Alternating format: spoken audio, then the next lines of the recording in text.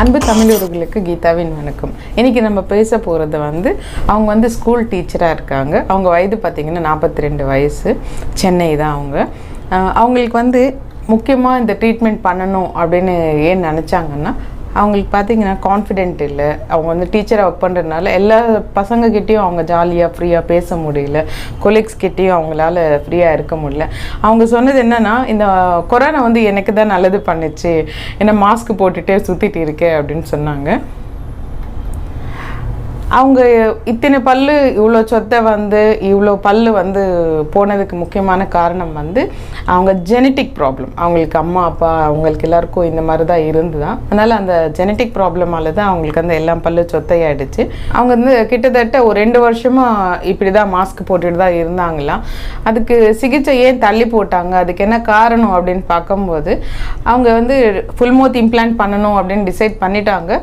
ஒரு 4-5 இடத்துல டென்டிஸ்ட் கிட்ட போயிட்டு அவங்க கன்சல்ட் பண்ணும்போது, பல்லு உடனே கொடுக்க முடியாது, இம்ப்ளான்ட்டு பிளேஸ் பண்ணிவிட்டு அதுக்கப்புறமா ஒரு 3 மாதம் கழித்து தான் பல்லு கொடுப்போம் அப்படின்னு சொல்லியிருக்காங்க. ஸோ 3 மந்த்ஸுக்கு இந்த மாதிரி பல்லு இல்லாமல் இருக்க முடியாதுன்ட்டு தான் அவங்க ட்ரீட்மெண்ட்டு டிலே பண்ணிட்டு இருந்தாங்க. அவங்க சிந்தாமணி டென்டல் கிளினிக் ஏன் செலக்ட் பண்ணாங்கன்னா, அவங்களுக்கு யூடியூப் பார்த்து கால் பண்ணாங்க.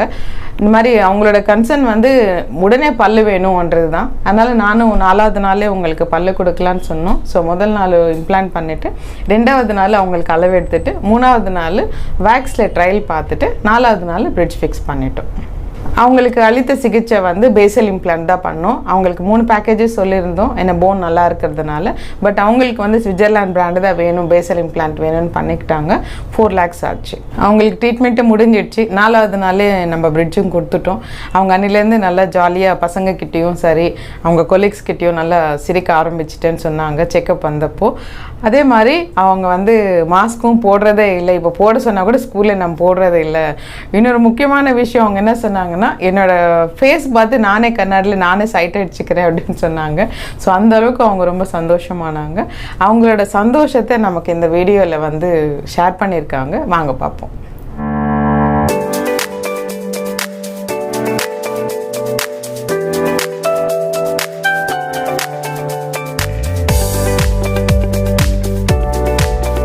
Hi friends, I'm doctor Nivetha. இன்றைக்கி நம்ம யூடியூப் நேர் நம்ம கூட இருக்காங்க. நம்ம யூடியூப் பார்த்துட்டு வந்திருந்தாங்க. அவங்களுக்கு நம்ம வந்தபோது ஃபோட்டோஸ் எக்ஸசைஸ்லாம் எடுத்து பார்த்துருந்தோம். எக்ஸசைஸில் சுத்தமாக இடமே இல்லை.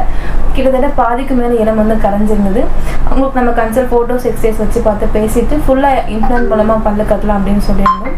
டோட்டலி 4 daysல அவங்களுக்கு நம்ம பல்லு ஃபிக்ஸ் பண்ணிட்டோம். அவங்களுடைய சிகிச்சை அனுபவம் எப்படி இருந்தது நம்ம அவங்ககிட்ட கேட்கலாம். வாங்க சொல்லுங்கள். நான் ஒரு ஸ்கூலில் டீச்சராக ஒர்க் பண்ணிகிட்ருக்கேன். ஸோ இந்த 1 year ட்ரீட்மெண்ட் அப்படிங்கிறது எனக்கு ஒரு லென்த்தி பீரியடாக நான் ஃபீல் பண்ணதுனால யூடியூப் பார்த்துட்டு இந்த கிளினிக் வந்தேன். வந்த உடனே இதை ஃபுல்லாக எக்ஸ்பிளைன் பண்ணினாங்க. இது எவ்வளோ நாளில் முடிக்க முடியும், எவ்வளோ நாளில் எனக்கு அந்த இம்ப்ளான்ட் வைப்பாங்க, எப்படி இந்த டென்ச்சர்ஸ் ஃபிக்ஸ் பண்ணுவாங்க அப்படிங்கிறத எக்ஸ்பிளைன் பண்ணினாங்க. ஸோ எனக்கு அந்த ஒரு 4 daysல பண்ண முடியும் அப்படிங்கிறதே I'm totally happy with that. So என்னோட ஒரு வெக்கேஷன் டைமுக்குள்ளே நான் இதை முடிக்கணும் அப்படிங்கிறது என்னோட ஃபீலிங்காக இருந்தது. ஸோ நான் உள்ளே வந்தப்புறம் அந்த ஃபஸ்ட் டேவே எனக்கு இம்ப்ளான்ட் ஃபிக்ஸ் பண்ணிட்டாங்க. ஸோ 2nd day 3rd dayலாம் அந்த மெஷர்மெண்ட்ஸ்லாம் எடுத்துகிட்டு 4th day ஃபிக்ஸ் பண்ணிவிட்டு என்னோடய ஃபேஸ் நானே பார்க்கும்போது I am totally happy. So வீட்டுக்கு போனதுக்கப்புறமும் என்னோட ரெஸ்பான்ஸுமே ரொம்ப நல்லா இருந்துச்சு.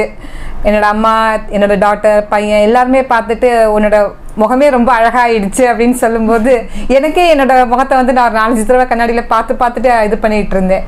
So I am totally satisfied with the treatment. அதே மாதிரி டாக்டர் முருகவேல் எனக்கு சர்ஜரி பண்ணும்போது கூட ஒவ்வொரு ஸ்டெப்லையும் என்கிட்ட சொல்லிகிட்டே செஞ்சார். இப்போ நான் உங்களுக்கு இது பண்ண போகிறேன், பல்ல எடுக்க போகிறேன், மேல் பல்ல எடுத்துட்டேன், இப்போ இம்ப்ளான்ட் 1 இம்ப்ளான்ட் 2 ஃபிக்ஸ் பண்ண போகிறேன்னு ஒவ்வொரு ஸ்டெப்பையுமே அவர் எக்ஸ்பிளைன் பண்ணிட்டு தான் பண்ணினார். ஸோ எனக்கு அதே மாதிரி ட்ரீட்மெண்ட் போதும் ட்ரீட்மெண்ட்டுக்கு அப்புறமும் எனக்கு பெயினுங்கிறது ஒரு பெரிய அளவில் இல்லை. அந்த day 1 மட்டும் ஒரு சின்ன ஒரு பெயின் இருந்தது. ஃப்ரம் day 2, 3 எல்லாம் எனக்கு டோட்டலாக பெயினே கிடையாது. இப்போ நான் ஆஃப்டர் a week 10 daysக்கு அப்புறம் என்னால் எல்லாமே சாப்பிட முடியுது. அஸ் பர் டாக்டர்ஸ் அட்வைஸ் என்னென்னலாம் நீங்கள் சொல்லியிருக்கீங்களோ அதே மாதிரி நான் ஃபாலோ பண்ணிகிட்ருக்கேன். என்னால் எல்லாமே இப்போ சாப்பிட முடியுது. So I am totally happy. இங்கே டாக்டர்ஸ், நீங்கள், நர்ஸ் ஈவன் ரிசப்ஷனிஸ்ட்டில் எல்லாருமே வந்து ஒரு சிரிச்ச முகத்தோட உள்ளே வரும்போதே எப்படி இருக்கீங்க, நல்லா இருக்கீங்களா அப்படின்னு கேட்கறதுலாம் வந்து ரொம்ப ஹாப்பியாக இருந்தது எனக்கு. Okay, thank you so much. Thank you.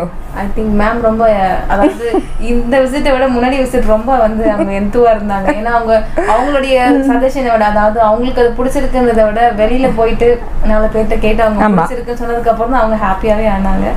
So டெஃபினட்டா. ஏன்னா நம்ம பார்த்து நம்மளை ரசிக்கிறத விட அடுத்தவங்க பார்த்து சொல்லும்போது அது இன்னும் கொஞ்சம் ஒரு சந்தோஷமா இருக்கு. அப்பதான் உங்களுக்கு ஃபுல் கான்ஃபிடென்ட்டாவே இருந்தது எனக்கு. நல்லாவே பேச ஆரம்பிச்சாங்க. ஆமா பேசுறாங்க. ஆமா. Thank you ma'am.